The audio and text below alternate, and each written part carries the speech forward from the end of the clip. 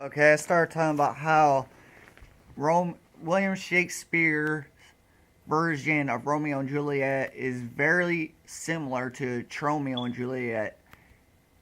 Basically, Trauma Team Release made their own version with this film of Romeo and Juliet, which they call Tromeo and Juliet. I talked about how these two films are very similar. Romeo and Juliet is very similar to William Shakespeare's Romeo and Juliet.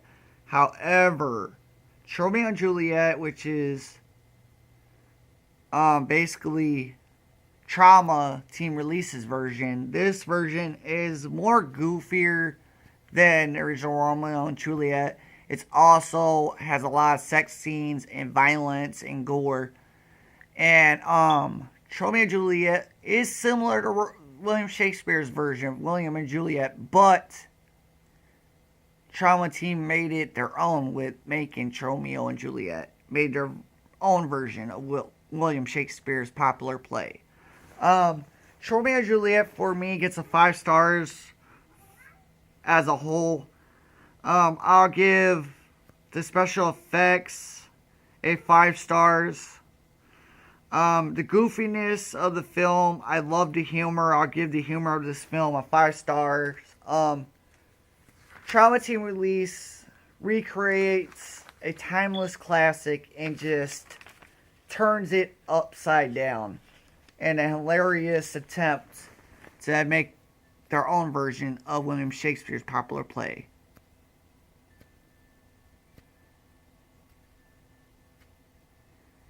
And I really did enjoy their version of Romeo and Juliet. It was brutal and goofy. It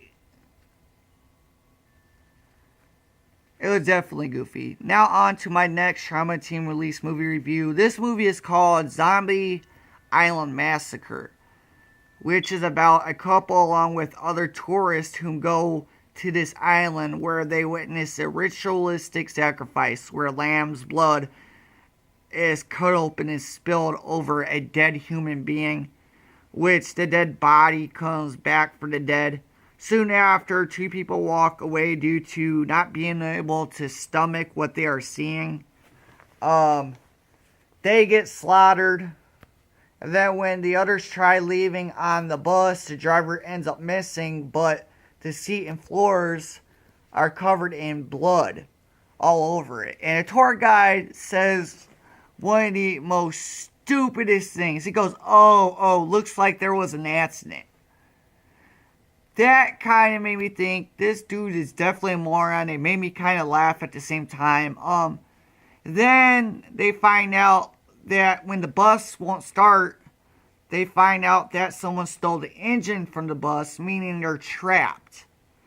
And then one by one, 2 by 2, the tourists begin to get murdered after they decide to go off the bus and attempt to find help after their tour guide goes missing. Soon they realize they're being hunted. And it's either kill or be killed for these tourists, desperately wanting to know whom or what is trying to kill them. And every time these killings happen, there's this foul smell, which, you figure, oh yeah, it's going to be zombies. And that's basically what they are. So they try to stay alive and stumble upon a abandoned house. One of them finds a gun out back of the house and also finds books on the inside of the house. All these books are based on cannibalism. And then one of them, the guy holding the gun, hears a strange noise outside the house and goes to investigate. He gets killed, leaving the others with just a machete. And eventually they run into a man named Whitney, whom you find out he has a connection going on, a drug deal going on with one of the members of the group. And Whitney ends up manipulating the members of the group along with his partner in crime, which ends in a lot of the